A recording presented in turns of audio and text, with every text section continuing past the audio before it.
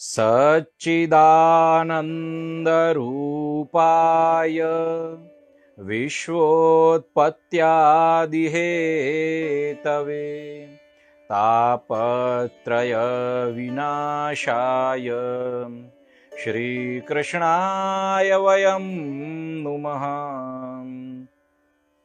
अज्ञानतिमिरान्धस्य ज्ञानाञ्जनशलाकया चक्षुरुन्मीलितं येन तस्मै श्रीगुरवे नमः।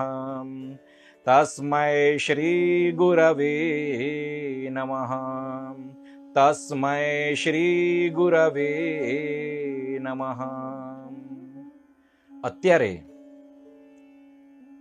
ભાદરવા મહિનાની આજે 4-5 તિથિઓ ગઈ.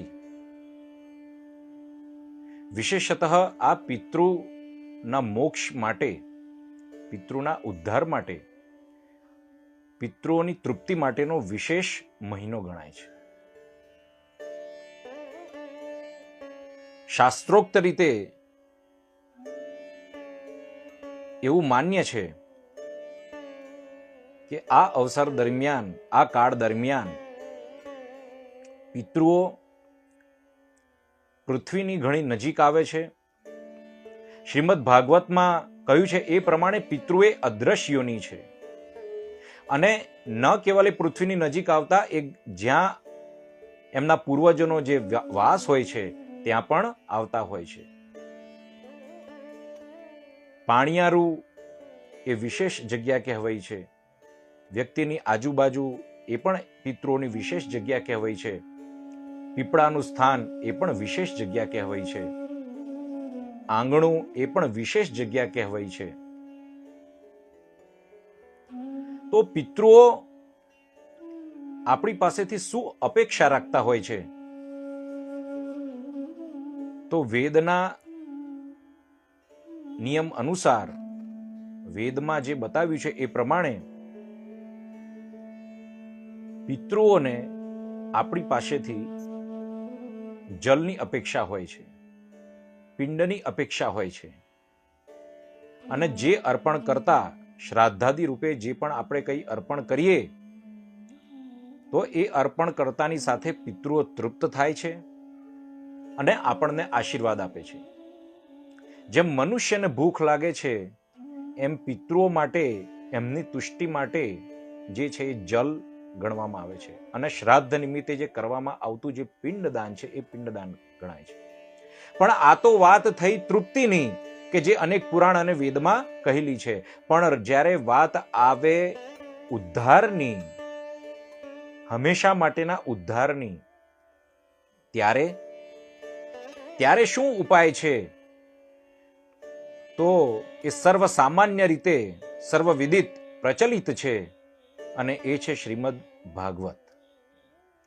શ્રીમદ ભાગવતમાં જે શબ્દ છે, એટલે કે શબ્દ બ્રહ્મ જે છે, એ શબ્દ બ્રહ્મ દ્વારા પરબ્રહ્મ વ્યક્ત થાય છે અને એ પરબ્રહ્મ જ, પરમાત્માનું સ્વરૂપ જ, એનું વર્ણન, એના ગુણોનું વર્ણન, એની લીલાઓનું વર્ણન, એના મહાત્મ્યનું વર્ણન એ પિતૃઓ માટે તારક બની જાય છે, ઉદ્ધારક બની જાય છે.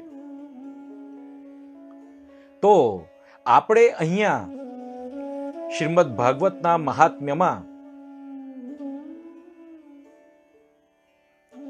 પિતૃઓનો ઉદ્ધાર કેવી રીતે થાય એ દર્શાવતી જે કથા છે એ કથાનું આજે વિશેષ રૂપે શ્રવણ કરીશું.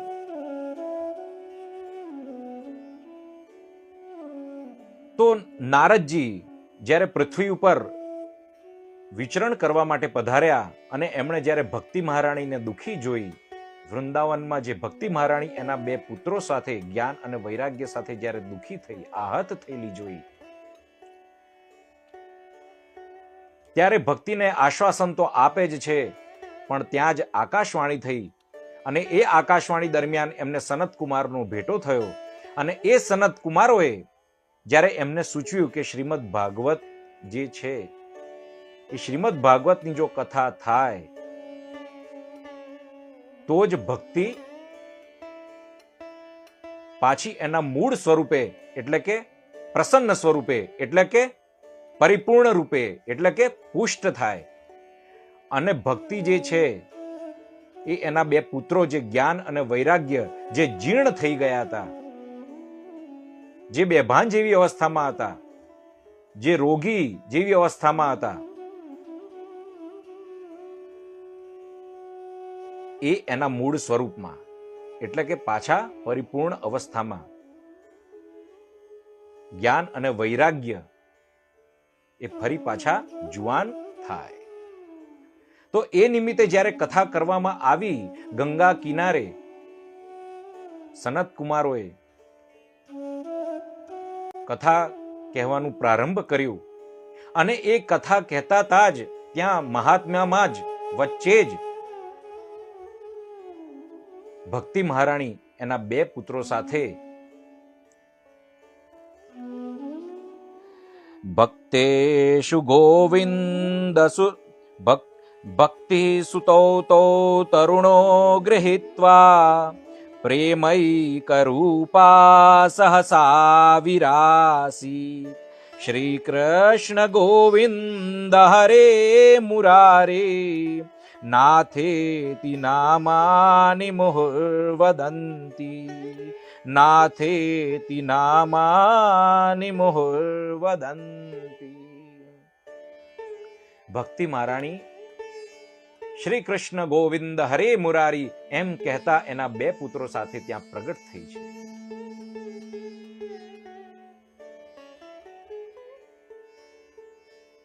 અને જ્યારે પ્રગટ થઈ ત્યારે નારદજીનો અને સંકાદીનો આભાર વ્યક્ત કરતી કહી કે આ શ્રીમદ ભાગવત કથાથી એના શબ્દ માત્રથી અમે પુષ્ટ થયા. મારા બે દીકરાઓ પાછા એની મૂળ અવસ્થામાં પરત ફર્યા,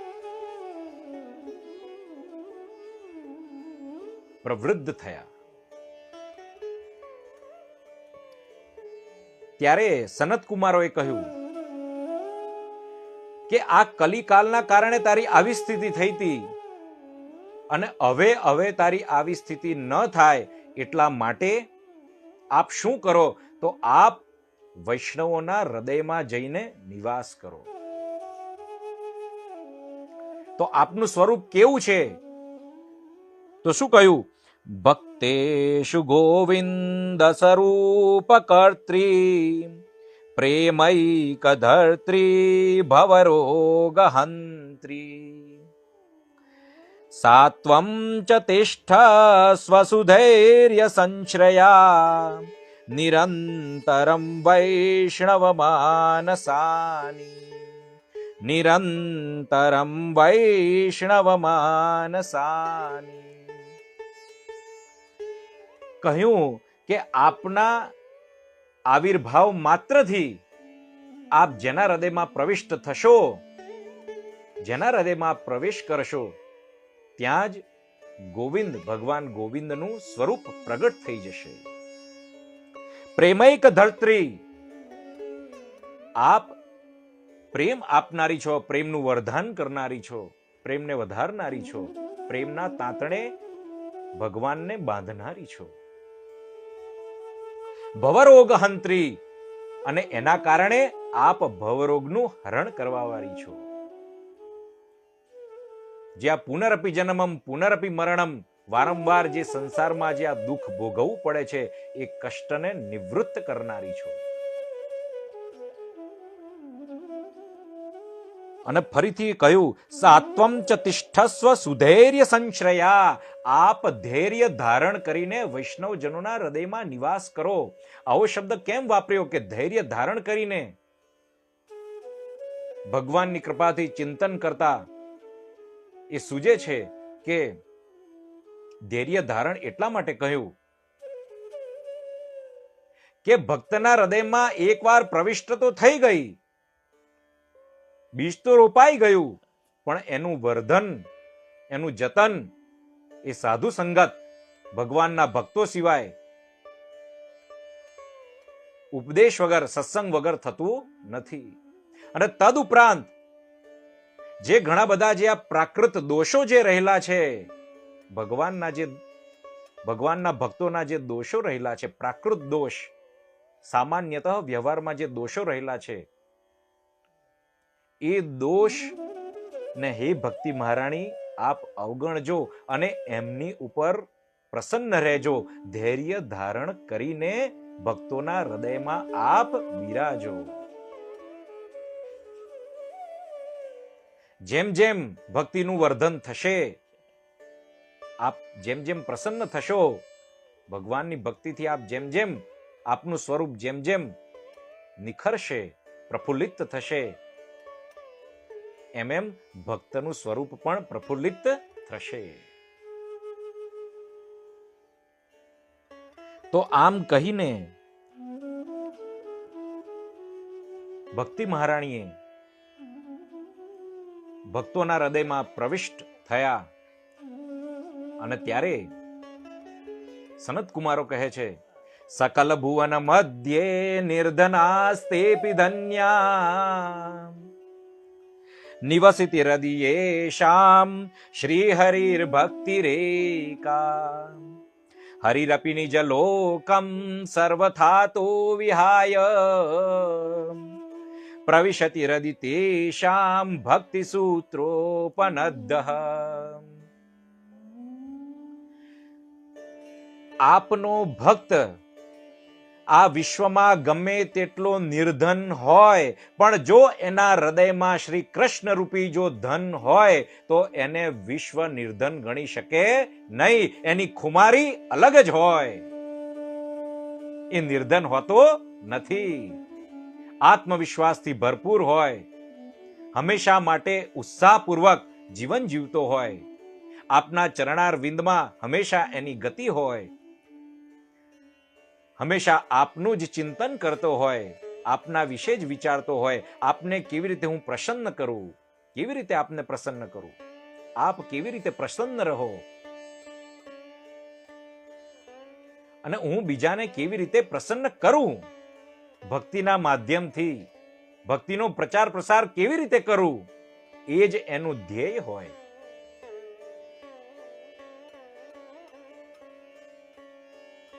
સર્વથાતો વિહાય, ભલે ને આખું વિશ્વ એક તરફ રહ્યું, પણ એના હૃદયમાં જ્યારે કૃષ્ણ વસેલા છે પછી વાત પૂરી. પ્રેમના તાંતડે બંધાઈને ભક્તિ સૂત્રોપનદ્દઃ, પ્રેમના તાંતડે બંધાઈને ભગવાન હંમેશા એના હૃદયમાં પ્રવિષ્ટ રહ્યા જ કરે છે. ત્યાં હંમેશા ને હંમેશા હાજર જ હોય છે.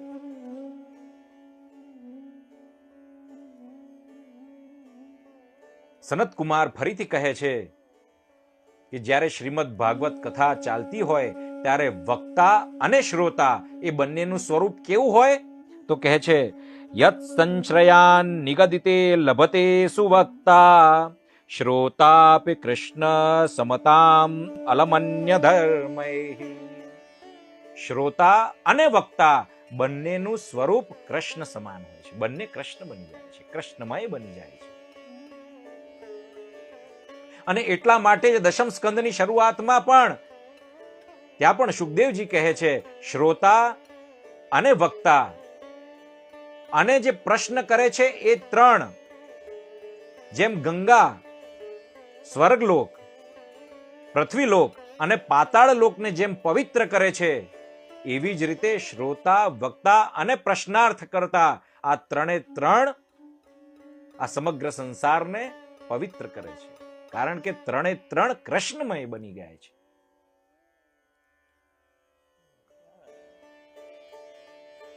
તો આમ ભાગવતનું મહાત્મ્ય સનત કુમારો દ્વારા ભક્તિનો આવિર્ભાવ થવાના કારણે જ્યાં પૂર્ણ થયું ત્યાં જ સાક્ષાત ભગવાન, નારદજી કહે છે 15 ગુણો સાથેના ભગવાન. કેવા છે ભગવાન? તો કહે છે ભગવાનના ગુણો તો અનંત છે, પણ અહીંયા 15 લક્ષણોથી બતાવ્યા. તો મેઘ સમાન શ્યામ વર્ણ ધરાવતું શ્રી અંગ જેનું છે, પીળું પિતાંબર ધારણ કરેલું છે, કેડે કંદોરો છે, બાજુબંધ ધારણ કર્યા છે, અને લલિત ત્રિભંગી અવસ્થા અને બહુમૂલ્ય રત્નોથી સજાવેલું જે મુગુટ ધારણ કર્યું છે, કુંડળ ધારણ કર્યા છે, અને એનાથી દૈદીપ્યમાન થતું શ્રી મુખારવિંદ જેનું છે, ઉદાર હાસ્યવાળા એવા ભગવાન જ્યારે લલિત ત્રિભંગી 3 અંગેથી જ્યાં વાંકા વળેલા છે, કટી પ્રદેશ,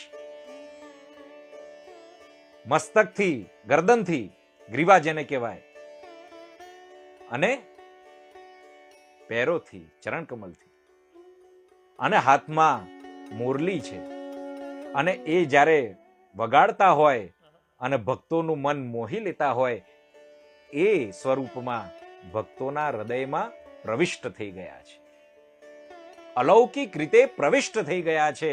અને ત્યારે એમની સાથે રહેલા પાર્ષદગણ, એમના ભક્ત ઉદ્ધવજી વગેરે, ઉદ્ધવજી, ઇન્દ્ર, અર્જુન વગેરે અદ્રશ્ય સ્વરૂપે કથામાં મંડપમાં આવીને બેસી ગયા છે. અને આ કથામાં કોણ કોણ હાજર છે? ભૃગુ ઋષિ, ચ્યવન ઋષિ, અસિત ઋષિ, દેવરાત ઋષિ, પીપલાદ ઋષિ, દત્તાત્રેય ઋષિ, વશિષ્ઠ ઋષિ, આ બધા ઋષિઓ કે જેનું નામ લેવા માત્રથી આપણા જો પાપ દૂર થતા હોય, એ આ કથામાં આવીને બિરાજી ગયા છે. સમસ્ત ઋષિઓ, ભાગવત સિવાયના તમામ પુરાણો, કારણ કે ભાગવતની તો કથા થઈ રહી છે, સમસ્ત વેદાદિ શાસ્ત્રો, સમસ્ત તીર્થો, અને જ્યારે આ કથા ચાલી રહી હતી ત્યારે જ્યારે આવું મંગલમય વાતાવરણ થઈ ગયું, અને જ્યારે નારદજીએ સ્વયં જોયું કે પશુ કીટકથી માંડીને બધાના પાપ ક્ષય થઈ ગયા છે અને બધા પ્રસન્ન થઈ ગયા છે, ત્યારે નારદજીએ સનત કુમારને પ્રશ્ન કર્યો છે. સનત કુમારોને જે પ્રશ્ન કર્યો સાંભળવા જેવો છે. કે વિશુદ્ધ્યંતિ વદંતુ મહ્યમ સપ્તાહ યજ્ઞેન કથામયેન. નારદજીને આશ્ચર્ય થયું છે કે જ્યારે કીટ પતંગાથી માંડીને જ્યારે બધા જ લોકો પવિત્ર થઈ ગયા છે, ત્યારે ફરીથી પ્રશ્ન કરે છે કે આ શ્રીમદ ભાગવત કથા સપ્તાહના શ્રવણ માત્રથી કેવા કેવા લોકોનો ઉદ્ધાર થાય, કેવા કેવા લોકો પવિત્ર થઈ જાય. ત્યારે પ્રત્યુત્તરમાં સનત કુમાર કહે છે, ગમે તેવા પાપ કર્યા હોય એ પણ પવિત્ર થઈ જાય, એ પછી ગમે તે યોનિનો હોય. અને ફરીથી અહીંયા કહે છે, પંચોગ્ર પાપાશ્ચલછદ્મકારિણઃ ક્રૂરઃ પિશાચા ઇવ નિર્દયાશ્ચયે. 5 મહાન પાપ અતિશય કે જેનું મનુસ્મૃતિમાં 11મા સ્કંધમાં જેને 5 મહાન પાપ કહેવામાં આવ્યા, કે જેનું પ્રાયશ્ચિત જો કરવામાં આવે તો દેહનો નાશ પણ થઈ શકે. એ 5 મહાપાપ કયા? તો બ્રહ્મ હત્યા, મદિરાપાન, ગુરુપત્ની ગમન, સુવર્ણની ચોરી અને વિશ્વાસઘાત. આ 5 મહાપાપ જે કહ્યા, આ 5 મહાપાપ કરેલા હોય અને છતાં પણ જો એ શ્રીમદ ભાગવત કથાનું સપ્તાહ શ્રવણ કરે તો એના પાપોનો ક્ષય થાય અને એનો ઉદ્ધાર નિશ્ચિત છે. આ એ સમજાવતી કથા છે.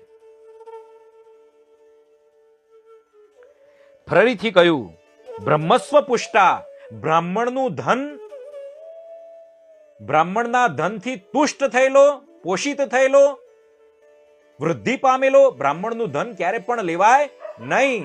છતાં પણ આ કલિકાલમાં જો કદાચ બ્રાહ્મણના ધનથી તુષ્ટ થયો હોય, બ્રાહ્મણોનું ધન ખાધું હોય, તો એવા લોકોનું પણ અહીંયા ઉદ્ધાર ગયો છે.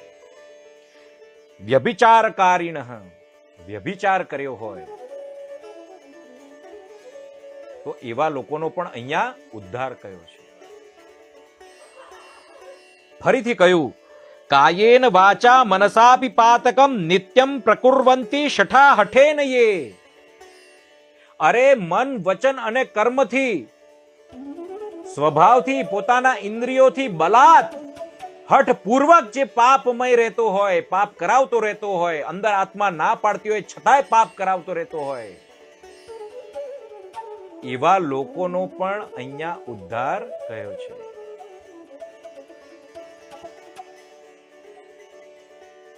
તો એવું શું છે આ ભાગવત કથામાં?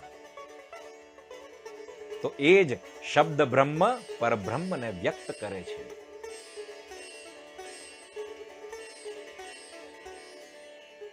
અને આ જે કહ્યું કે આવા લોકોનો પણ ઉદ્ધાર થાય, તો એનું એના પ્રતિપાદન રૂપે એને સમજાવવા માટે અહીંયા સનત કુમારો કથા કહે છે.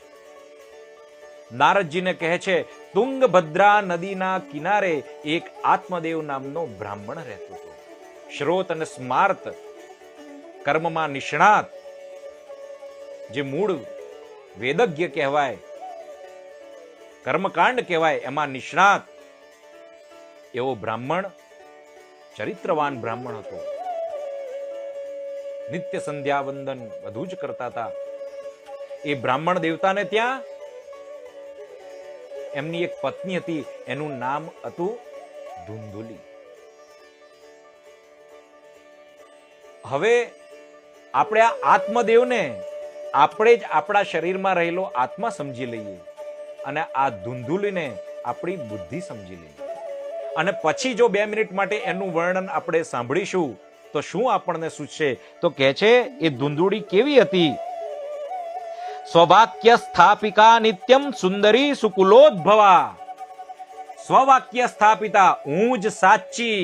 બુદ્ધિ આપણી મોહથી આવૃત થયેલી, મોહથી આચ્છાદિત થયેલી, મોહથી આંધળી થયેલી જે આ બુદ્ધિ છે, એ બુદ્ધિ સ્વવાક્ય સ્થાપિતા ધૂંધળી થઈ ગયેલી હોવાના કારણે એનું જ સાચું, સાચું ખોટુંનું ભાન તો નથી રહેતું, પણ એનું જ સાચું એવું કરાવે છે. એ ધૂંધળી એવી હતી. નિત્યમ સુંદરી સુકુલોદ્ભવા. બુદ્ધિ કોને સુંદર ના લાગે? આત્માની પત્ની કહેલી છે. સુકુલોદ્ભવા, ભાઈ બ્રાહ્મણ યોનિમાં આત્મા, અને એમાંય જે બુદ્ધિ ઉત્પન્ન થઈ, મનુષ્ય યોનિ પહેલા તો કહેવાય, બ્રાહ્મણ પહેલા પણ મનુષ્ય યોનિ, અને એમાંય જે બુદ્ધિ પ્રાપ્ત થઈ એટલે એનું કુળ ઉત્તમ ગણ્યું, અને પછી એમાંય બ્રાહ્મણ કુળ. એવી ઉત્પન્ન થયેલી બુદ્ધિ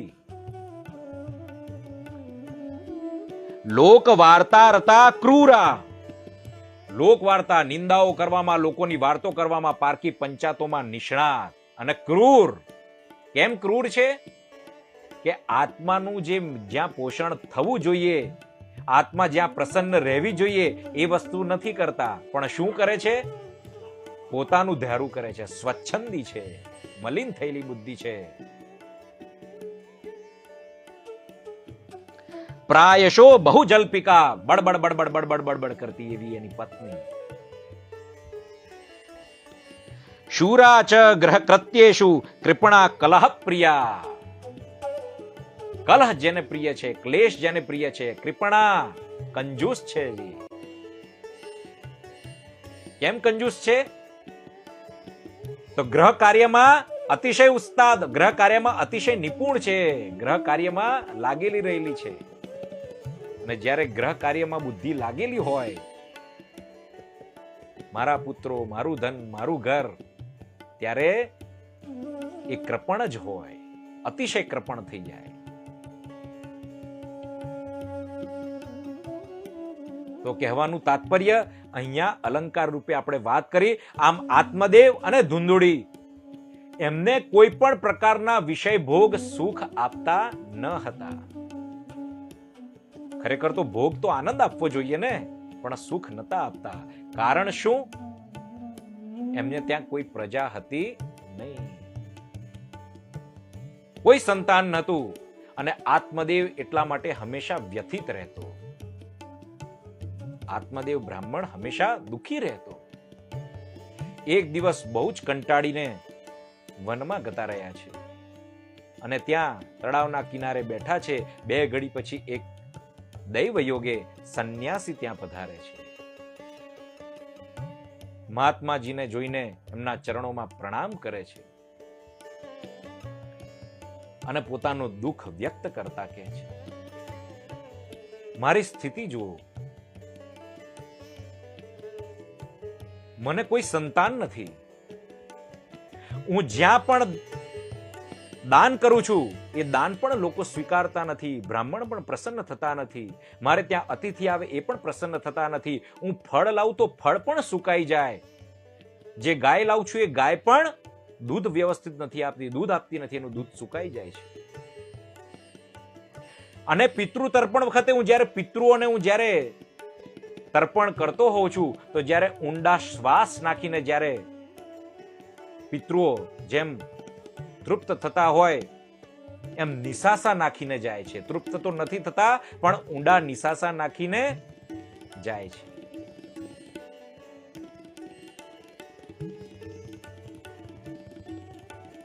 ફરીથી કહ્યું,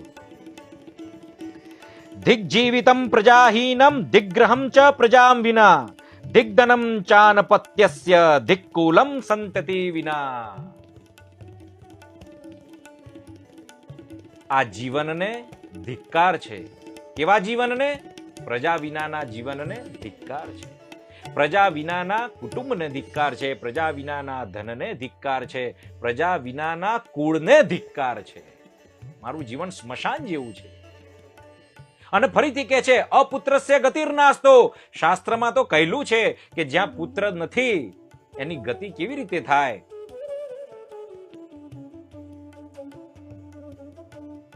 જોકે છાંદોગ્ય ઉપનિષદમાં ભગવાન શંકરાચાર્ય એમના ભાષ્યમાં કહે છે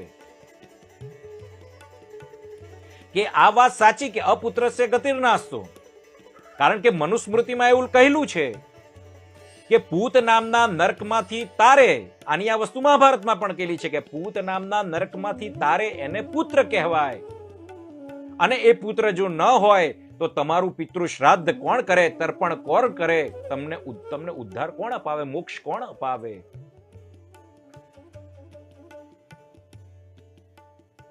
એટલે પિતૃ હંમેશા નિસાસા નાખતા હોય છે અને એટલા માટે પિતૃઓની અપર લોકમાં ગતિ થતી નથી, ઉર્ધ્વ લોકમાં ગતિ થતી નથી. પણ છાંદોગ્ય ઉપનિષદમાં જે ભાષ્ય કર્યું એ પ્રમાણે શંકરાચાર્યજી તો એવું કહ્યું ખરું કે જેનું પુણ્ય અતિશય છે, અતિશય જેનું પુણ્ય છે તો એ પુણ્ય બલના સહારે એ ગતિ કરી શકે છે, સ્વર્ગમાં ગતિ કરી શકે છે. પણ આ વર્તમાન કલિકાલમાં પુણ્ય શું ને પાપ શું એવું પુણ્ય કરનારા બહુ દુર્લભ છે, બહુ જ દુર્લભ. એટલે ફરીથી કહ્યું કે મારે પુત્ર નથી તો મને પુત્ર પ્રાપ્તિ માટે મને કંઈક કરો, મને વરદાન આપો, મને કંઈક આપો, ઉપાય કરો, આશીર્વાદ આપો, આપ સમર્થ છો. ધ્રુસકે ને ધ્રુસકે રડી પડ્યા છે. ત્યારે સંન્યાસી પોતાના સ્વભાવ પ્રમાણે, પોતાના જ્ઞાન પ્રમાણે અને જ્યારે એમની મસ્તિષ્કની રેખાઓ જોઈ, આત્મદેવની મસ્તિષ્કની રેખાઓ જોઈને કહી દીધું, જાણી લીધું અને કહ્યું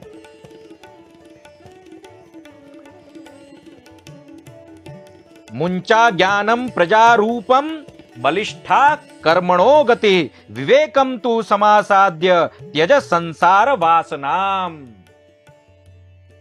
આ કર્મની ગતિ ઘણી ગહન છે, ઘણી ઊંડી છે. આ સંસારની વાસનાનો નાશ થાય એટલા માટે વિવેક ધારણ કરીને તમે આ સંસારની વાસનાને ત્યાગ કરો. હવે આ પુત્રેષણા રાખશો નહીં, કારણ કે 7 જન્મમાં પણ તમારે ત્યાં કોઈ સંતાનનો યોગ દેખાતો નથી, કોઈ પણ ઉપાયથી નથી દેખાતો. છતાં પણ જીત કરી. એટલે કહ્યું કે પૂર્વે પણ સગર રાજા થયા અને આગળ ભાગવતમાં આવે જ છે કથામાં કે સગર રાજાના પુત્રો જે કપિલ મુનિ તપ કરતા હતા એમની સામે ક્રોધ કર્યું છે અને ભસ્મીભૂત થઈ ગયા અને એના માટે ગંગાવતરણ કરવું પડ્યું. ઘણા લોકોએ તપ કરવું પડ્યું, ઘણા દુઃખી થયા. જો કે ભગવાનની લીલા જ હતી, પણ સગર રાજા તો પોતે દુઃખી જ થયા. એવી રીતે રાજા અંગ પણ દુઃખી થયા. અંગને વેન નામનો પુત્ર થયો કે જે વેન અત્યંત નાસ્તિક હતો, એના અત્યાચારથી પૃથ્વી કંટાળી ગઈ.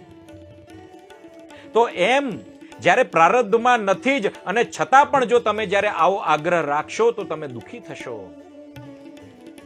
પણ છતાં પણ દયા આવી ગઈ ત્યારે સંન્યાસીએ એક ફળ આપ્યું છે. એ પહેલા તો સરસ મજાનો ઉપદેશ કર્યો. ઉદ્ધરેદાત્મનાત્માનમ નાત્મા નમવસાદયેત. આ સંસારની વાસના છોડીને ઉદ્ધરેદાત્મનાત્માનમ, ગીતામાં કહ્યું એ પ્રમાણે પોતાની જાતે પોતાનો ઉદ્ધાર કરો.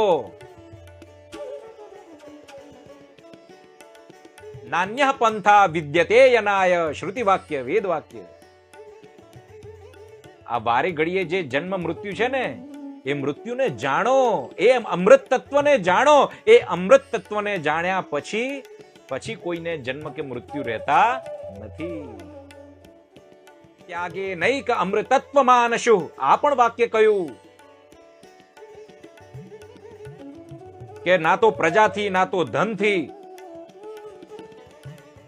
મનુષ્ય તરી જતો નથી. ત્યાગે નૈક અમૃતત્વ માનશુ. અમૃતત્વની પ્રાપ્તિ ક્યારે થાય?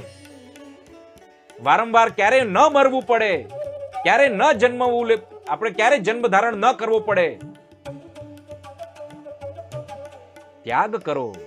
પણ ત્યાગનો ઉપદેશ જ્યારે ન ઉતર્યો ત્યારે ફળ આપ્યું અને એ ફળ લઈને સંતુષ્ટ થઈને પોતાની પત્ની પાસે ગયા છે અને પત્નીને આપ્યું.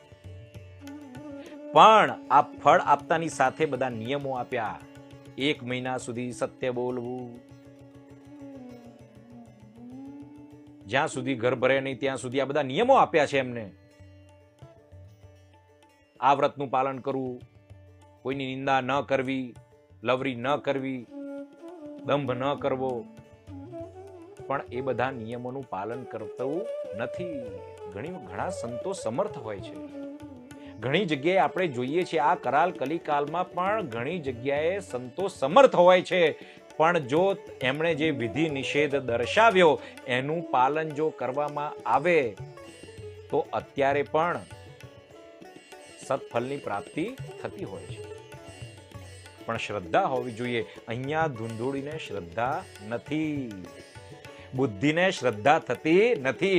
જ્યારે આપણને કોઈ સન્માર્ગ બતાવે, આપણા જીવનમાં કોઈ સંત પુરુષ આવે, મહાત્મા આવે, સત્સંગ રૂપે કથા પ્રવિષ્ટ થાય, છતાં પણ આપને સંશય થાય છે, બુદ્ધિને સંશય થાય છે. એ જે બુદ્ધિ સંશય કરાવે છે અને એટલા માટે જ ગીતામાં જેમ કહ્યું, સંશય આત્મા વિનશ્યતિ, એનો નાશ થાય છે. તો શ્રદ્ધા પણ ક્યારે થાય? અનેક જન્મના પુણ્ય હોય ત્યારે શ્રદ્ધા જન્મે છે. એમનેમ શ્રદ્ધા જન્મતી નથી. મહાત્મ્ય તો ખબર હોવું જોઈએ. ભગવાનનું મહાત્મ્ય ખબર હશે તો જ એના પ્રત્યે શ્રદ્ધા થશે. શ્રદ્ધા થશે તો જ પ્રીતિ થશે, અને પ્રીતિ થશે તો જ ભક્તિ થશે, અને ભક્તિ થશે તો જ આનંદ આવશે. તો જ આ જીવને એનો માયલો, એને આનંદ આવશે. એને એવું લાગશે કે ના, હું જીવી રહ્યો છું. નહીં તો અશાંતિ જ અશાંતિ છે. તો અહીંયા ધૂંધળુને ફળ આપ્યું છે. અનેક પ્રકારના સંશય કર્યા. અરે મને જો ગર્ભ રહી ગયો પછી તો મારું ભોજન ઓછું થઈ જશે, મારાથી બેઠાય ઉઠાશે નહીં, નણંદ આવી જશે, ધન લઈ જશે. અને જો સુખદેવજી થયું, અનેક વર્ષ સુધી ગર્ભમાં વાસ કર્યો, એવું કઈ થયું તો ખોટા ખોટા તર્ક. જ્યારે બુદ્ધિ મલિન થાય, ભ્રષ્ટ થાય, ત્યારે ખોટા ખોટા સંશય નહીં, ખોટા ખોટા તર્ક પણ ઉત્પન્ન થાય. અવાહિયાત, વાહિયાત તર્ક જેને કહેવાય,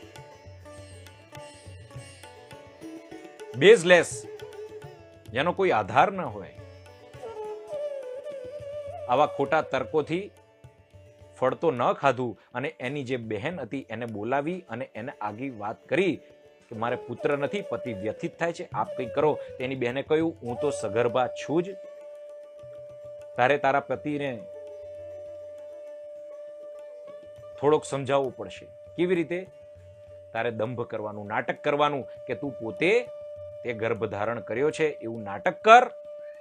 હું ત્યાં એવું જણાવી દઈશ કે મારો પુત્ર 6 મહિના પછી મૃત પામ્યો છે, મારા પુત્રને તું લઈ જજે, એની સાર સંભાળ કરજે. અને આ બાજુ જે ધૂંધલીએ જે ફળ હતું, સંન્યાસીએ આપેલું જે ફળ હતું, એ ફળને પરીક્ષણ માટે ગાયને ખવડાવી દીધું. જ્યારે કોઈ આપણને સન્માર્ગ બતાવે ત્યારે આપણે એની ઊંધી પરીક્ષા કરીએ છીએ. પાછા મનુષ્યની આ સ્થિતિ છે.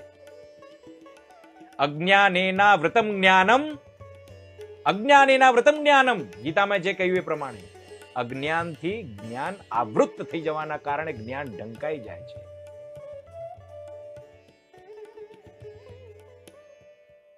અને એના કારણે કશું સૂઝતું નથી. અને અહીંયા ગાયને ખવડાવી દીધું. અને આ બાજુ જે પ્રમાણે નક્કી કર્યું હતું એ પ્રમાણે બાળક થયું. બાળક ધુંધુલીને આપી દીધું. અને ધુંધુલીએ કહ્યું કે આપણે ત્યાં તો બાળક થયું છે, પણ મને દૂધ આવતું નથી. તમારી બહેનને તમે બોલાવો.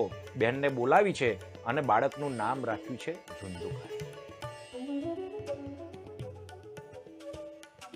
ધૂંધળી થયેલી બુદ્ધિથી, મોહથી આવૃત્ત થયેલી બુદ્ધિથી, આંધળી થયેલી બુદ્ધિથી ઉત્પન્ન થયેલી સંતાન, એ પ્રમાણે આચરણ કરતી એટલે ધુંધુકારી. અને આ બાજુ એના 3 મહિના પછી ગાય માતાને એક સુંદર પુત્ર જન્મ્યો છે, અદ્ભુત બાળક જન્મ્યું છે. કાન ગાયના કાન જેવા હતા એટલા માટે ગોકર્ણ નામ રાખ્યું છે. બંનેના જાત કર્મ સંસ્કાર, ઉપનયન સંસ્કાર આદિ કર્યા છે. પણ એક સંતનું આપેલું ફળ છે અને એક અહીંયા દુર્જનનું ફળ છે. ધુંધુકારીનું આચરણ એવું હતું કે હું વ્યાસપીઠ પરથી પણ શું બોલું. છોકરાઓને કૂવામાં નાખી દેતો, વિના કારણે બધાને મારતો, હત્યાઓ કરતો, ચોરી કરતો, લૂંટફાટ કરતો. શવ હસ્તે ન ભોજનમ, શવ હસ્તે ભોજન, શવના હાથે ભોજન કરતો. અરે ક્યારે કોઈ શવના હાથે ભોજન કરે? પણ આનો અર્થ શું? તો શાસ્ત્રોક્ત રીતે એનો આગળ અર્થ મળે છે, પ્રાપ્ત થાય છે. અને ત્યાં કહેવાય છે, એવું કહ્યું કે નેહ યત કર્મ ધર્માય ન વિરાગાય કલ્પતે ન તીર્થ પદ સેવાયે જીવન્નપી મૃતો હિ સહ. કે જે વ્યક્તિ, જે જીવના કર્મો તીર્થ માટે નથી, તીર્થ રૂપી સેવના, ભગવાન રૂપી તીર્થના સેવા માટે નથી, ધર્મ માટે નથી, વૈરાગ્ય માટે નથી, તો એ જીવતે જીવતા જ મરેલો છે. જીવન્નપી મૃતો હિ સહ. તો આવા વ્યક્તિઓના હાથથી ભોજન કરતો. એટલે અહીંયા આપણે શું શીખવાનું, શું ધ્યાન રાખવું જોઈએ? ધ્યાન એ જ રાખવું કે આપણે અભક્તના હાથનું ક્યારે પણ કશું ન સ્વીકારીએ. જેમ મને એમ કોઈની ઘરે ન જઈએ, અને જઈએ તો ભક્તોના ઘરે જ જઈએ. અને કદાચ અભક્તના ઘરે વ્યવહાર માટે કદાચ જવાનું થાય, લૌકિક વ્યવહાર માટે, તો એના હાથનું પાણી ન પીએ. આ આચાર વિચાર, મનુસ્મૃતિ, હિન્દુ વૈદિક સનાતન ધર્મનું મૂળ આચાર સંહિતા, મૂળ સંવિધાન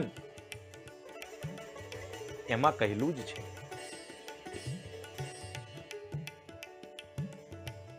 તો કહ્યું, આવો ક્રૂર વ્યક્તિ એનાથી કંટાળી ગયા. આત્મદેવ કંટાળી ગયા. એક દિવસ મા બાપને મારીને વાસણો લઈ ગયો અને આત્મદેવને અત્યારે આત્મહત્યા કરવાનો પાછો વિચાર આવ્યો. જે પહેલા વિચાર આવ્યો તો પુત્ર નતો ત્યારે જે વિચાર આવ્યો, એ હવે પુત્ર થયા પછી, મોટો થયા પછી, એનું આચરણ જાણ્યા પછી હવે એ જ વિચાર પાછો આવે છે. ત્યારે સંન્યાસી યાદ આવે છે, ના, વાત તો સાચી કરી હતી. ફરીથી કહ્યું ગોકર્ણને આવીને દુઃખ વ્યક્ત કરે છે. કેમ? કારણ કે ગોકર્ણ કેવા હતા? ભગવાનના ભક્ત હતા. ત્યાં આગળ આવીને વાત કરે છે, કુપુત્રો દુઃખદાયક. આના કરતા તો આ પુત્ર ન હોત એ સારું. આ તો કુપુત્ર છે, આ તો દુઃખદાયક છે. હવે શું કરવું? કોઈ ઉપાય બતાવો, આનાથી કઈ રીતે છૂટવું? ત્યારે ગોકર્ણજી કહે છે, અસારહ ખલુ સંસારો દુઃખરૂપી વિમોહક. આ જે સંસાર છે ને એ અસાર છે, જેનો કોઈ સાર નથી, એનું નામ સંસાર. દુઃખરૂપી વિમોહક. અહીંયા દુઃખ જ છે, કારણ કે મોહથી જન્ય દુઃખ છે. મોહ છે. આપણને બધાને મોહ થઈ ગયો છે. હું અને મારું, આ મારો પુત્ર, મારું ઘર, મારી સ્ત્રી, એ મારું મારું મારું. અને મારામાં પણ જે આપણને કામ, ક્રોધ, મદ, મોહ, જે આ બધું જે કહેલું છે, એની અતિશયોક્તિ, મર્યાદા ઓળંગી જઈએ છીએ. કામમાં અંધ, મદમાં અંધ, મોહમાં અંધ. કામ, ક્રોધ, મદ, મોહ, આ બધામાં આપણે અંધ થઈ જઈએ છીએ. ક્રોધમાં અંધ. આપણો ક્રોધ કેવો હોવો જોઈએ? ઘણા કે ક્રોધ ન હોવો જોઈએ, પણ ક્રોધ ન હોવો જોઈએ, પણ સંસારિક માણસોને ગ્રસ્તાશ્રમમાં ક્રોધ હોય તો કેવો ક્રોધ હોય? શાસ્ત્ર આજ્ઞા કરે છે, કર્મેન્દ્રિય જ્ઞાનેન્દ્રિયોને આહત ન કરે, નુકસાન ન પહોંચાડે, દગ્ધ ન કરે એવો ક્રોધ. આપણા મનમાં એવો ક્રોધ અંદરથી એવો ન હોવો જોઈએ કે આપણે અંદરથી અશાંત થઈ જઈએ અને આપણો દિવસ જ ખરાબ થઈ જાય. એટલા માટે ઘણી વખતે એ ક્રોધના નિવારણ માટે ઋષિ મુનિઓએ ઘણા નિયમો કહેલા છે. સ્નાન કરવું, મંત્ર જાપ કરવો, ભગવાનનું નામ લેવું, મોટેથી કીર્તન કરવું, એકાંત સેવન કરવું. અહીંયા વાત આવી અસારહ ખલુ સંસારો. તો કયું મારે આ સંસારથી તમે આ અસાર રૂપ કયો, તો મારે હવે શું કરવું? ત્યારે ગોકર્ણ ફરીથી કહે છે કે મોહતો નરકે ગતિ. જો હજુ પણ તમે આમાં રહેશો તો તમારી નરકમાં ગતિ થશે. એટલે હવે આને છોડો. આ એકમાત્ર ઉપાય છે. તો કહ્યું, દેહે સ્થિમા સરુધિરે ભીમતિમ ત્યજત્વમ જાયા સુતાદિષુ સદા મમતામ વિમુંચ પશ્યાનિશમ જગદિદમ ક્ષણભંગનિષ્ઠમ વૈરાગ્ય રાગ રસિકો ભવ ભક્તિ નિષ્ઠ. આ જે શરીર છે એની અંદર આ બહારથી તો સારું દેખાય છે, પણ અંદર તો માંસ, રુધિર, પ્રસ્વેદ, પરસેવો જેને કહેવાય દુર્ગંધ વાળા પદાર્થો, હાડ માંસનું બનેલું આ ચામડું, એનાથી બનેલું આ શરીર. હવે શરીરની મમતા મૂકો અને એ શરીર સાથે જોડાયેલા ધન, પુત્ર આદિ એને પણ છોડો. અને વૈરાગ્ય રાગ રસિકો ભવ ભક્તિ નિષ્ઠ, ભક્તિમાં નિષ્ઠ થઈ,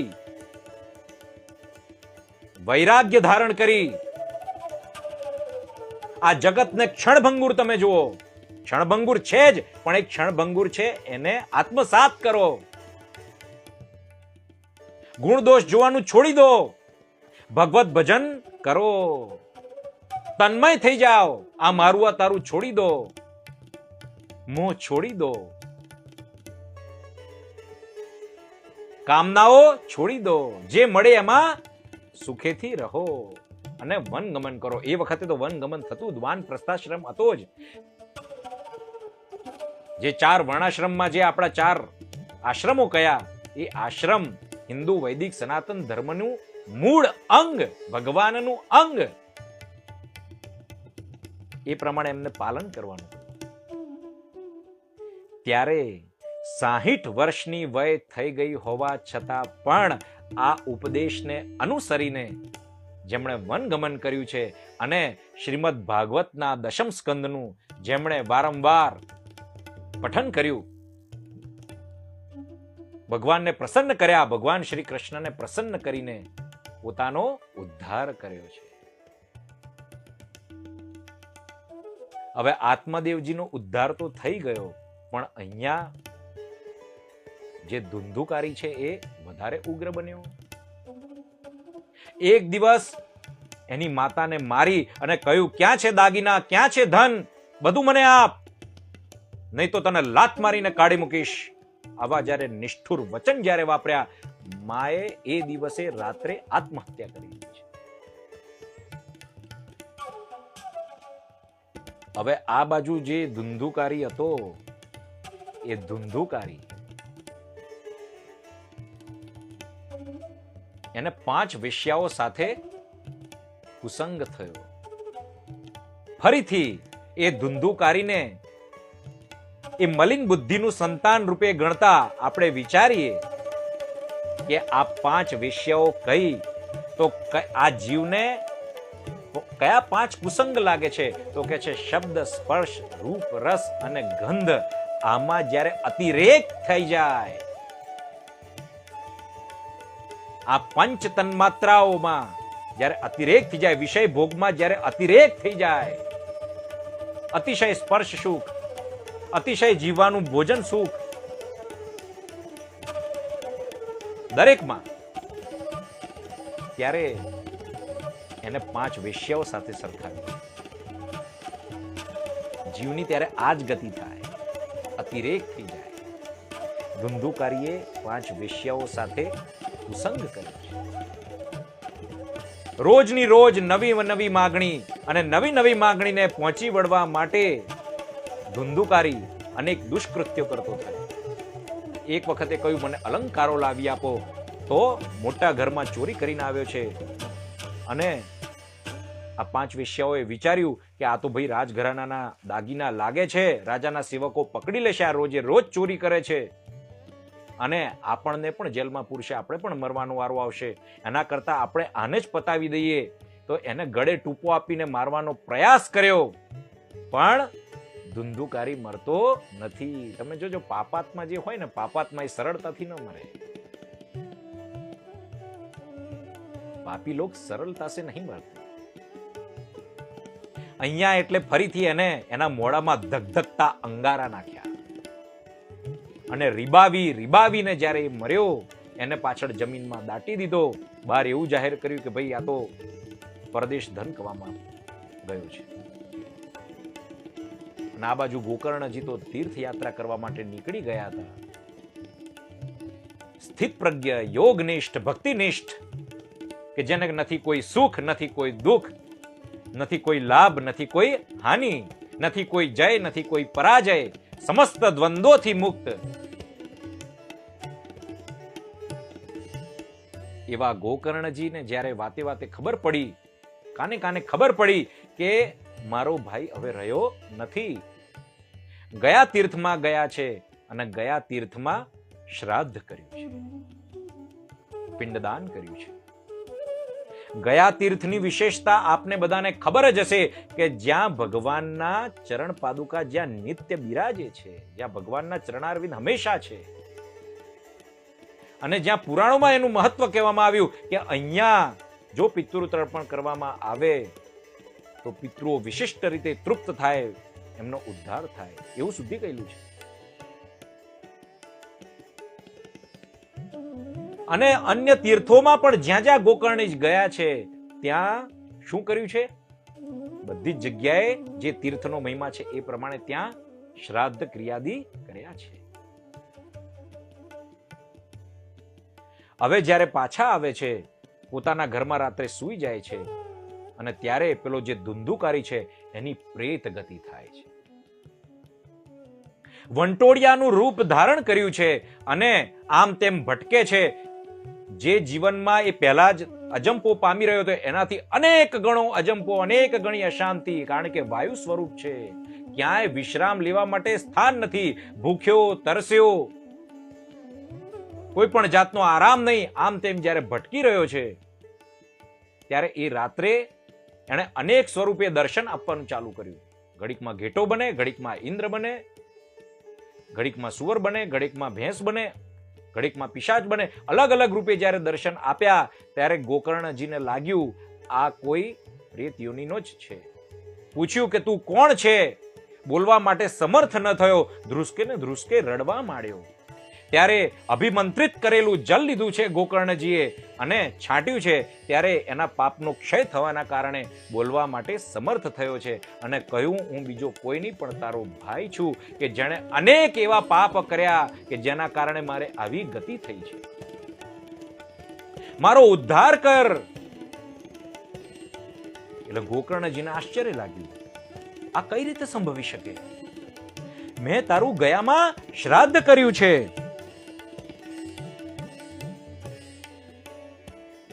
કહ્યું તદર્થમ તું ગયા પિંડો મયા દત્તો વિધાનતઃ તત્કથમ નૈવ મુક્તોસી મમાશ્ચર્યમિદમ મહત. મને તો અતિશય આશ્ચર્ય લાગે છે. ન કેવલ ગયામાં, મેં તો દરેક જગ્યાએ તારું શ્રાદ્ધ કર્યું છે.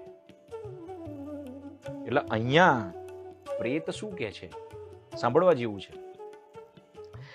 ગયા શ્રાદ્ધ શતેનાપી મુક્તિર્મે ન ભવિષ્યતિ ઉપાયમ પરમ કંચિત્વમ વિચારય સાંપ્રતમ.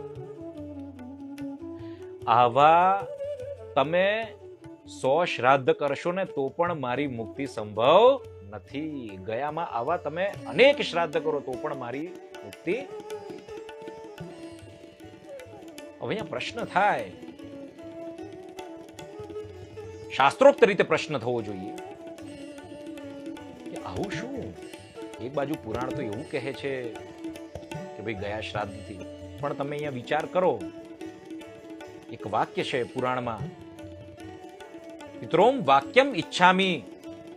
પિતરોને વિધિ નિષેધનું પાલન કરવું માટે જ્યારે તમે પિતૃ તર્પણની કોઈ પણ ક્રિયા કરાવો તો દેવતાઓના કર્મમાં કઈ પણ જો કઈ થાય, કઈ છિદ્ર, કઈ ભૂલ, કઈ આચાર વિચાર ન જળવાય તો આપણે દેવોને માફી માંગી લેતા હોય છે. આકાશાત અને ઘણા નિશ્ચિન્દ્રમ અને ઘણા બીજા બધા શ્લોક છે. યાની કાની ચ પાપાની. એ પ્રાયશ્ચિતના મંત્રો અહીંયા પિતૃમાં ચાલતા નથી. જ્યારે પિતૃ તર્પણ આપણે કરાવીએ ત્યારે જે તે બ્રાહ્મણ હોય એ બ્રાહ્મણ દ્વારા થયેલું ઉચ્ચારણ એકદમ સ્પષ્ટ હોય. વિધિ નિષેધમાં જે કહ્યું છે એ પ્રમાણે પાલન કરવું જરૂરી છે.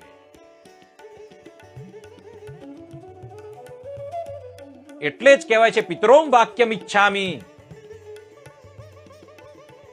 પિતરોને જે સંસ્કૃતમાં કહ્યું છે એ પ્રમાણે અતિશય ધ્યાન રાખવું પડે, નહીતર તો એ કાર્ય વ્યર્થ જાય.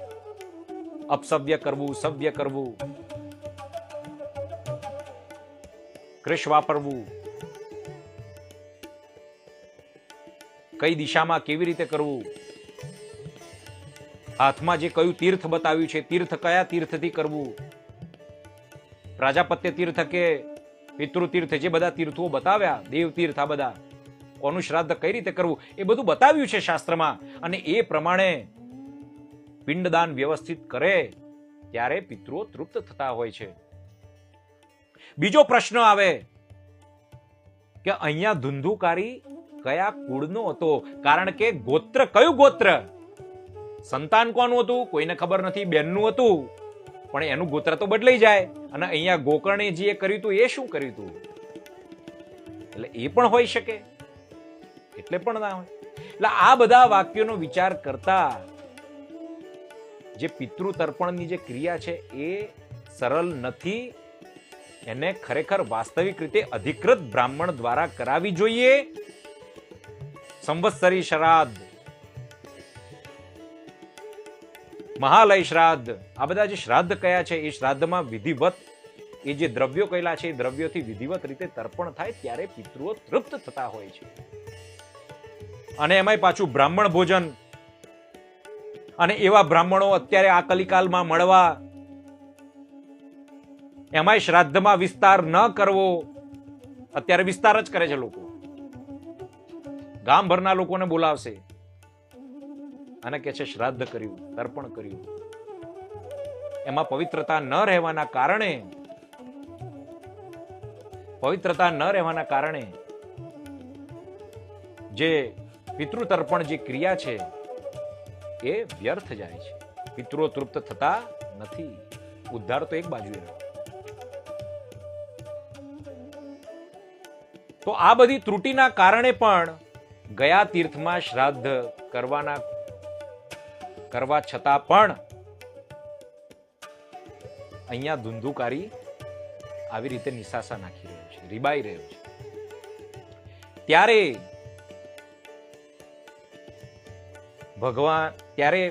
ગોકર્ણ હવે નક્કી કરે છે કે હવે મારે ગમે તેમ કરીને તારી મુક્તિ માટે કંઈક હેતુ શોધવો પડશે. ત્યારે ગોકર્ણજી અનેક મહામુનિઓને પ્રશ્ન કરે છે, અને પ્રશ્ન કરે છે તો એના ઉત્તરમાં કોઈ ઉત્તર આપવા માટે સમર્થ થતું નથી.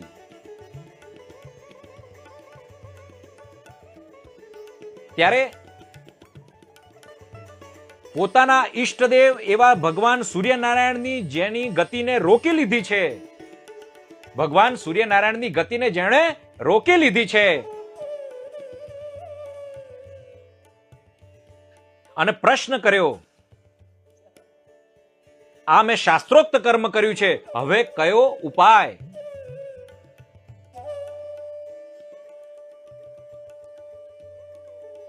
ત્યારે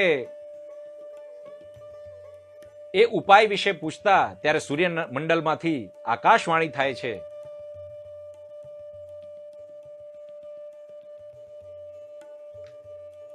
શ્રીમદ્ભાગવતાન મુક્તિ સપ્તાહમ વાચનમ કુરુ ઇતિ સૂર્યવચઃ સર્વૈર ધર્મરૂપમ તો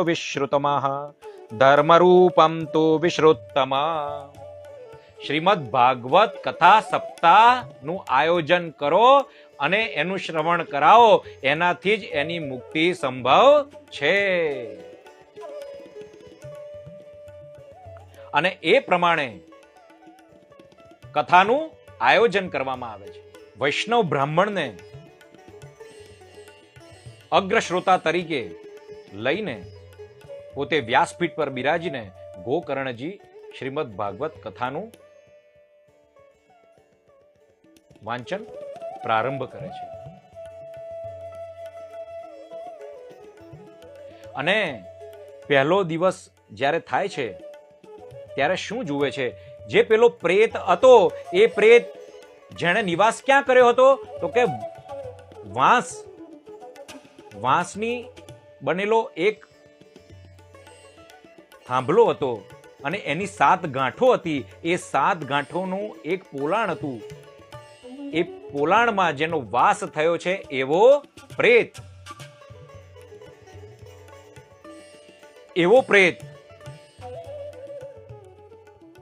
પહેલા દિવસના અંતે જેવું ગોકર્ણજી પોતાના ગ્રંથને વસ્ત્ર ઓઢાડે છે, પૂર્ણાહુતિ કરીને પહેલા દિવસે વાંચનને વિરામ આપીને, ત્યાં જ એક ગાંઠ તૂટી છે અને એનો અવાજ બધાને સંભળાયો છે. આ આશ્ચર્ય જોયું. એમ 7 દિવસમાં 7 ગ્રંથિઓ ધીરે ધીરે છૂટી છે. 7 દિવસમાં સાયંકાળે એક ગ્રંથિ તૂટતી ગઈ. તો આ 7 ગ્રંથિઓ કઈ?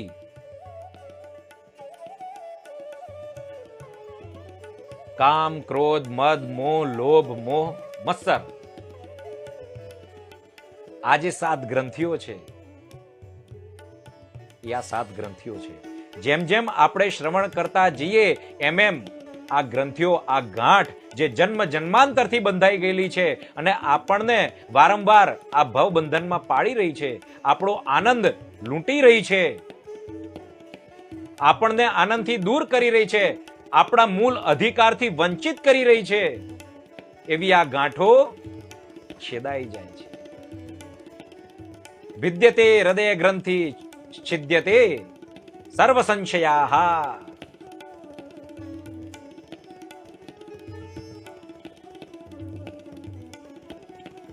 આ ગાંઠો છેદાઈ જાય છે અને એ 7 ગાંઠોના છેદન પછી સાક્ષાત પાર્ષદના સ્વરૂપમાં ધુંધુકારી જે હતો પ્રેત સ્વરૂપમાં, એ હવે પાર્ષદ સ્વરૂપે ઉપસ્થિત થાય છે, પ્રગટ થાય છે. વૈકુંઠમાં જે પાર્ષદોનું શરીર હોય એવું જ એનું મેઘ શ્યામ જેવું વર્ણ છે, પીળું પીતાંબર ધારણ કરેલું છે અને એ જ ચતુર્ભુજ સ્વરૂપ ધારણ કરીને જ્યારે ઉપસ્થિત થયા અને કહ્યું, અસ્મિન વૈ ભારતે વર્ષે સૂર્યભિર્દેવ સંસદી અકથા શ્રાવિણામ પુંસામ નિષ્ફલમ જન્મ કીર્તિતમ. કહ્યું કે આ ભારત દેશમાં જન્મ લઈને પણ જેણે શ્રીમદ ભાગવત કથા સપ્તાહનું શ્રવણ કર્યું નથી અને જે પોતે મુક્ત પામતો નથી, જે પોતાનો ઉદ્ધાર કરતો નથી, પોતાનું મંગલ કરતો નથી, એ તો મૂર્ખ છે. જો મારા જેવો પ્રેત, મારા જેવા અધમ કૃત્ય કરીને પ્રેત યોની પામેલો એવો હું જો આ પાર્ષદ શરીર પ્રાપ્ત કરી શકતો હોઉં, મારી મુક્તિ જો સંભવી શકતી હોય, તો જેણે સત્કૃત્ય કર્યા છે, જેણે સારા કર્મો કરેલા છે, એનું તો પૂછવું જ શું. કહ્યું કે આપણે જે સવારે અન્ન બનાવીએ છીએ એ અન્ન પણ 3 કલાક પછી, અમુક કલાક પછી વાસી થઈ જતું હોય છે અને એવા અન્નથી આપણો આ દેહ તુષ્ટ થયો છે, એવો એ અન્નથી આપણો આ દેહ પોષાયો છે. તો આવો જે આપણો જે દેહ છે એ દેહ નાશવંત જ હોય તો એવા દેહ ઉપર કેવી પ્રીતિ રાખવાની? અને એવા દેહથી જે જોડાયેલા છે એવા લોકો ઉપર આપણે પ્રીતિ કઈ રીતે રાખી શકીએ? અને ફરીથી કહ્યું, જ્યારે આ કાદવ છે ને, સંસારરૂપી જે આ કાદવ, એ કાદવનું પ્રક્ષાલન, એ કાદવને દૂર કરવા માટે જ્યારે શ્રીમદ ભાગવત રૂપી જ્યારે જલ જેના ચિત્તમાં વસી ગયું હોય તો પછી એનો ભયોય ભયો. કહ્યું, સંસાર કર્દમ લેપ પ્રક્ષાલન પટીયસી કથા તીર્થે સ્થિતે ચિત્તે મુક્તિરેવ બુધૈ સ્મૃતા. એની મુક્તિ તો પછી નિશ્ચિત જ છે. જેના ચિત્તમાં ભક્તિ વસી ગઈ, જેની ચિત્તમાં કથા વસી ગઈ, તો એની મુક્તિ નિશ્ચિત જ છે. આમ સત્યતઃ જે અક્ષરે અક્ષર હતું એ વર્ણન કર્યું, પોતાની પહેલાની સ્થિતિ વર્ણન કરી અને પ્રેત યોનિથી મુક્ત થયા પછીની પણ જેમને સ્થિતિ વર્ણન કરી છે. એવા ધુંધુકારી હવે ભગવાનનું વિમાન આવ્યું છે, પાર્ષદો લેવા આવ્યા છે અને વિમાનમાં આસન ધારણ કરીને સુખેથી વૈકુંઠ બિરાજે છે. તો આ બાજુ જેવા વિમાનમાં આરૂઢ થવા જાય છે ત્યાં જ પાર્ષદોને પ્રશ્ન પૂછે છે ગોકર્ણજી કે સાધન તો એક જ કર્યું છે, તો ફળમાં ભેદ કેમ? અમે બધાએ આશ્રય તો શ્રીમદ ભાગવત કથા સપ્તાહ શ્રવણનો જ કર્યો, અમે બધાએ કથા સાંભળી, તો ફળમાં ભેદ કેમ? મને કેમ નથી લઈ જતા? આ પ્રજાજનોને કેમ નથી લઈ જતા? કેવલ આમને જ કેમ? ત્યારે પાર્ષદો બહુ સુંદર પ્રત્યુત્તર આપે છે અને કહે છે, અદ્રઢમ ચ હતમ જ્ઞાનમ પ્રમાદેન હતમ શ્રુતમ સંદિગ્ધો હિ હતો મંત્રો વ્યગ્રચિત્તો હતો જપઃ. કહ્યું કે એ જ્ઞાન કે જે દ્રઢ થયેલું હોતું નથી એ વ્યર્થ જાય છે. તમે કોઈ પણ જ્યારે જ્ઞાન ધારણ કરો, કોઈ તપસ્વી પાસે, કોઈ સત્સંગી પાસે, કોઈ ગુરુ પાસે, કોઈ મુનિ પાસે, કોઈ ગ્રંથમાંથી જ્યારે જ્ઞાન ગ્રહણ કરો, પણ એના ઉપર જો તમે વિશેષ રૂપે ચિંતન ન કરો, વારંવાર એનું મનન નિધિધ્યાસન ન કરો, તો એ વ્યર્થ જાય છે, કારણ કે એ દ્રઢ નથી. પ્રમાદેન હતમ શ્રુતમ, પ્રમાદથી શ્રવણ કરેલું હોય, અસાવધાન થઈને શ્રવણ કરેલું હોય, કાળજીપૂર્વક નહીં એવું શ્રવણ જેણે કરેલું હોય. ભાઈ કથા આવે જ છે ને, ત્યારે પણ આવું થાય. સંદિગ્ધોહી હતો મંત્રો, જ્યારે આપણને કોઈ મંત્ર આપેલો હોય અને એ મંત્ર પ્રત્યે જ્યારે આપણને સંશય ઉભો થાય, સંદેહ ઉભો થાય, શંકા ઉભી થાય, અવિશ્વાસ ઉભો થાય, ત્યારે પણ એનું ફળ પ્રાપ્ત થતું નથી. વ્યગ્ર ચિત્તો હતો જપ, આપણે સવારે ગાયત્રી જપ કરતા હોઈએ કે અન્ય કોઈ મંત્રનો જ્યારે જપ કરતા હોય, ત્યારે આપણું ચિત્ત જ્યારે વ્યગ્ર થયેલું હોય, અનેક સાંસારિક કારણોથી શત વિક્ષિપ્ત થયું હોય, ચંચલ હોય, મનનો સ્વભાવ છે ચંચળતા, અને એ ચંચલ હોવાના કારણે જ્યારે એ મંત્રના અર્થમાં જ્યારે આપણું મન પરોવાતું નથી, ત્યારે એ મંત્રનું ફળ જે છે, એ જપનું જે ફળ છે, એ પ્રાપ્ત થતું નથી. જપ માટે પણ શાસ્ત્ર વિધિ બતાવે છે, આસન સિદ્ધિ કઈ છે, અભ્યાસથી મનને કાબુમાં રાખવાનું છે, અને અર્થાનુસંધાન સાથે જ્યારે મંત્ર કરવામાં આવે છે, મંત્ર જાપ જ્યારે કરવામાં આવે છે,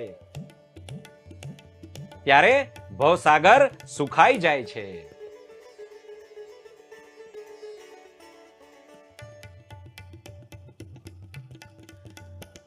ફરીથી કારણ આપ્યા, અવૈષ્ણવો હતો દેશો, એ દેશ કે જ્યાં વૈષ્ણવો, જ્યાં ભગવાન વિષ્ણુના ભજન કરનારા, ભગવાન વિષ્ણુના સેવકો નથી, એમના ભક્તો નથી, તો એ દેશમાં કરેલું ભક્તિ પણ ફળતી નથી. ભાઈ એક વિશેષ ઓરા હોય છે, આભા મંડળ હોય છે, સકારાત્મક વાતાવરણ હોય છે. તમે એક જગ્યાએથી બીજી જગ્યાએ જાઓ, વાતાવરણ બદલાઈ જતું હોય છે. ઘણું એની પાછળ કહી શકાય. હતમ શ્રાદ્ધમ અપાત્રકમ, શ્રાદ્ધ છે પણ ઉચિત બ્રાહ્મણ દેવતાને બોલાવ્યા નથી. જેવા તેવાને તમે બોલાવી લીધા હોય, જેના આચાર ખાનપાનથી ભ્રષ્ટ થયેલાને તમે બોલાવો અને ભોજન કરાવો, તો શ્રાદ્ધ ફળતું નથી. શ્રુતિ કહે છે આચાર, આચાર પરમો ધર્મ, આચાર પરમો ધર્મ, આચાર પરમ ધર્મ કહેલો છે. શાસ્ત્રોક્ત લક્ષણ સાથેનો બ્રાહ્મણ, શિખા સૂત્ર સહિતનો બ્રાહ્મણ, ધોતી પહેરેલી હોય, જેનું અંદરથી પણ આચરણ, બાહ્યાભ્યંતર શુચિ, બાહ્ય અને અંદર બંને જગ્યાએ જેનું અંતરકરણની પવિત્રતા છે, એવા બ્રાહ્મણ દેવતાને શ્રાદ્ધમાં જ્યારે તમે દાન આપો, ત્યારે એ દાન ફળે છે, અન્યથા નહીં. અન્યથા તો એ દોષ બને. આજકાલ બ્રાહ્મણ મળતા નથી, ભોજન કરવા માટે બ્રાહ્મણ મળતા નથી, કાચું સીધું દાનમાં આપવું પડે છે. અને એ પણ કાચું સીધું જ્યારે આપીએ ત્યારે પણ આ જ સાવધાની રાખવી પડતી હોય છે.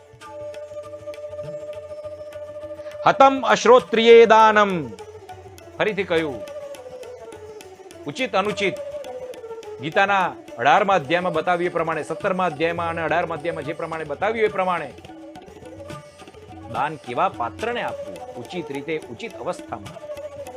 અનાચારમ હતમ કુલમ, એ કુળ કે જ્યાં અનાચાર હોય, અને એવા કુળ પણ જોવામાં આવે છે. કુળ ખાનદાન એટલે જોવામાં આવતું ભાઈ, genetics plays an important role. જનીન જે છે એ ઘણું મહત્વનો ભાગ ભજવે છે. પણ એનો અર્થ એ નહીં કે આપણે બીજાને નીચા માનીને એની સાથે એવો ખરાબ વ્યવહાર કરીએ. કુળનું મહત્વ કહેલું છે, પણ કુળનું મહત્વ આચારની દ્રષ્ટિએ કહેલું છે. ભક્તિમાં તો કુંતીજી એવું કહે છે કે ઉચ્ચ કુળના લોકોનું તો કામ જ નહીં, કારણ કે એને અભિમાન હોય છે કે હું શ્રેષ્ઠ કુળમાંથી આવ્યો.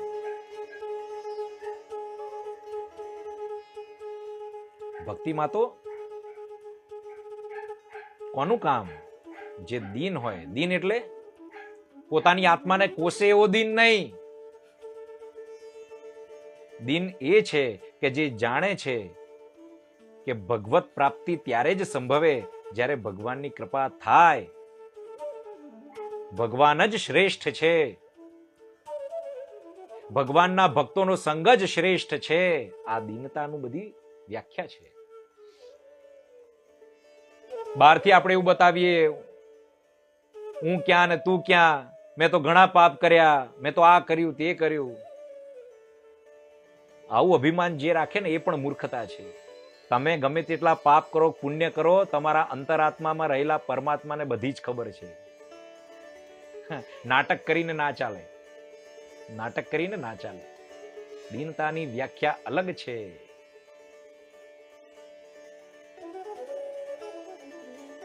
એ બી એક ભાવ છે. જ્યારે સ્તુતિ કરતા હોઈએ ત્યારે કહેવાય જતું હોય છે કે મારાથી ઘણા પાપ થયા, આ પાપ પુણ્યના દ્વંદ્વથી હું થાકી ગયો. એ હૃદયનો ભાવ વસ્તુ અલગ છે, જે સ્વતઃ આવી જતો હોય છે. પણ નાટક નહીં, નાટક નહીં. અંદરથી તો એવું જ રાખે કે ના, મારું ધાર્યું જે કરીએ છીએ હું બરાબર છું. અરે ભાઈ, જો ખરેખર એવું જ હોય તો પછી શેની તું બધી પ્રાર્થના કરે છે? આ બધી નકામી છે. ખરેખર તો ભગવાન જે આપણને કરાવે છે ને જે આપણને આપ્યું છે એ શ્રેષ્ઠ છે એમ માનીને આપણે ચાલતા નથી. એનો અર્થ એ નહીં કે ઉત્કર્ષનો પ્રયાસ ન કરવો, પણ આપણને એ પણ ખબર હોવી જોઈએ કે અંધારું ક્યાં છે,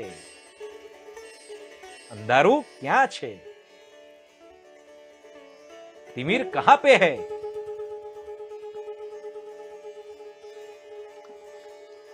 ફરીથી કહ્યું, તો પછી હવે સફળતા કેવી રીતે મળે? આ અમારી કથા અમને જે છે, અમને સફળતા કેવી રીતે મળશે? તો કે છે, પાર્ષદો કે છે, વિશ્વાસો ગુરુ વાક્યેષુ. ગુરુ વાક્યમાં જેને વિશ્વાસ હોય અને એના માટે ગુરુનું આચરણ, ગુરુના સંવાદ, ગુરુનું સંબોધન, ગુરુનું પ્રયોજન, આ બધું એકદમ જ્યારે સ્પષ્ટ હોય ત્યારે ગુરુ ભાવ જાગે. સંસારમાં જ ફસાવા માંગતા હોય કે પછી પાછળથી કેમેરા હેક કરતા હોય કે ઇન્ટરનેટ હેક કરતા હોય, અનેક પ્રકારના કારણોથી શિષ્યોને પજવતા હોય કે શિષ્ય માનતા હોય, સામેવાળાને તો પેલાને કોઈ અંદરથી હોય પણ નહીં એવી ભાવના. બલાત, હું તો એવું માનું છું, ઇન્ડસ્ટ્રીમાં રહેલો મેનેજર પોતાના કર્મચારીને અનિચ્છાએ જે માર્ગમાં નથી જવું એ માર્ગમાં એ કામ બિચારાને સોંપે છે. અને અહીંયા ગમે તેવો સંન્યાસી કે ધર્માચાર્ય હોય પણ જો પોતાના અનુયાયીને બિચારાને જે અંતઃકરણ રૂચે છે એ પ્રમાણે ત્યાં નથી જવા દેતા અને બીજી જગ્યાએ એને પ્રયોજે છે, કે પછી ગમે તેટલો મોટો ધર્માચાર્ય હોય, સંત હોય, સાધુ હોય, એ પાપ જ કરી રહ્યો છે, અન્યાય જ છે, અત્યાચાર જ છે એ શિષ્ય ઉપર. આ સત્ય છે, કારણ કે એનો અંદરનો આત્મા એને અવાજ આપી રહ્યો છે, એને કહી રહ્યો છે. અને સાચો ગુરુ એ જાણી લે છે, ઘણી પહેલેથી જાણી લે છે, બાદ મેં નહીં, પહેલેથી જાણી લે છે. એટલે તો સાચો ગુરુ, ગુરુ એ જ કહેવાય. ગુરુ બહુ મોટી જવાબદારી છે. કેવલ મંત્ર દીક્ષા આપી દીધી ને ગુરુ એ બધું નહીં. ગુરુ બહુ મોટી જવાબદારી છે. પોતાને ગુરુ કહેવાવવું, આ કલિકાલમાં પોતાને ગુરુ કહેવડાવવું બહુ જ મોટી જવાબદારી છે. સ્વસ્મિન દીનત્વ ભાવના, જે દિનની ભાવના કહીએ એ પ્રમાણે, કેવી દીનત્વની ભાવના. દીનત્વની ભાવના. ઘણા લોકો કથામાં જાય, આ તો બધું સાંભળેલું જ છે ને, એના એ જ કથાકાર છે ને, સાંભળેલું જ છે, હવે આ જ પ્રસંગ આવવાનો છે. આ તમારી દીનતા છે? શું તમને શું પ્રાપ્ત થાય? ભાગવત કથાનું ફલ પ્રાપ્ત થાય? ના થાય. વારંવાર સાંભળવાની ઈચ્છા. ભગવાનનું ભક્ત કોને કહેવાય ખબર છે? એક વ્યાખ્યા પ્રમાણે, પોતાના ઈષ્ટનું નામ માત્ર કોઈના મુખે જો સાંભળે ને તો એના રૂવાટે રૂવાટા જેના ઉભા થઈ જાય એ ભગવાનનો ભક્ત છે. એમાં વારંવાર ના આવે.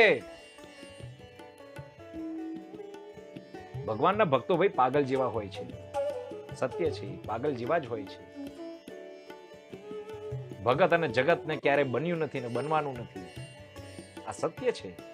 જેમ જેમ ઊંડાણમાં જાઓ ત્યારે ખબર પડે.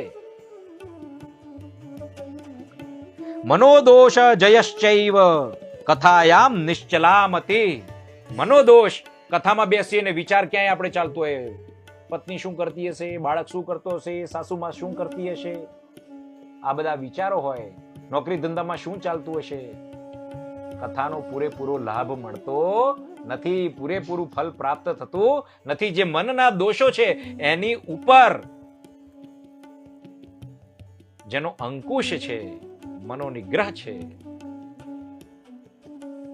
આ કરીએ ત્યારે કથાનું પૂરેપૂરું ફલ પ્રાપ્ત થતું હોય છે. ઘણા લોકો કહે છે ખુમારીમાં અમે આ બધી કથા સાંભળી છે, કોઈ ફલ પ્રાપ્ત નથી થતું. પણ કઈ રીતે થાય? આ બધું છે તમારામાં? ફોન સ્વિચ ઓફ કરો છો? કેટલી તલ્લીનતાથી સાંભળો છો? કેટલા તન્મય બની જાઓ છો? આ અશ્રુધારા વહે છે? ઘરે જતા જતા જતા ભગવાનનું સ્મરણ કરો છો કે પછી ખંખેરીને એવું જ કહો છો કે ભાઈ આજે તું નતો આવ્યો ને કાલે તું નથી આવી ને રસ્તામાં કોઈ મળે તો ઓ મારા પ્રસંગમાં તારો દીકરો ના આવ્યો ને આમ ને તેમ, એવી લૌકિક વ્યવહારિક જો તમે વાતો કરતા હો તો તમારું ચિત્ત ક્યાં હતું?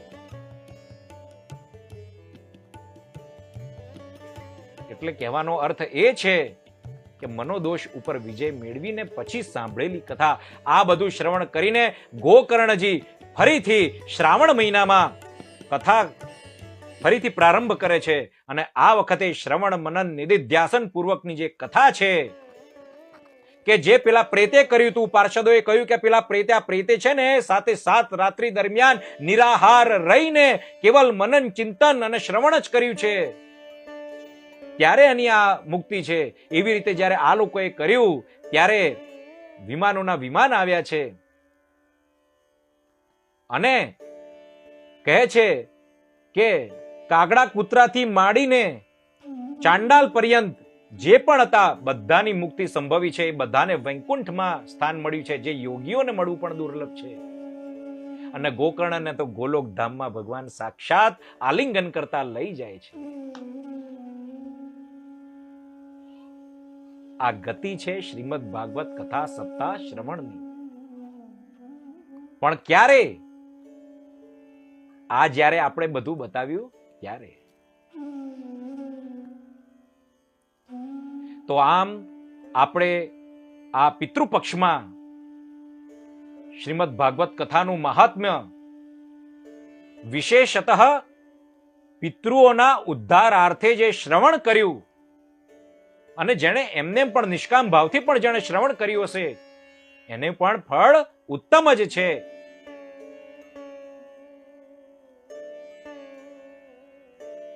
અને જેણે સકામ ભાવથી પણ જે કર્યું છે તો એનું ફળ પણ એને પ્રાપ્ત થતું હોય છે. તો આમ બધાની ઉત્તમ ગતિ થઈ અને આપણે બસ ભગવાનના ચરણારવિંદમાં નતમસ્તક કરતા હંમેશા એ જ અભ્યર્થના કરીએ નિત્ય સત્સંગ આપણને મળી રહે, પ્રાપ્ત થાય. અને ભગવાનની કૃપાથી મારા હૃદયમાં રહેલી જે મૂળ ઈચ્છા છે કે વ્યાસપીઠ પર આરૂઢ થઈને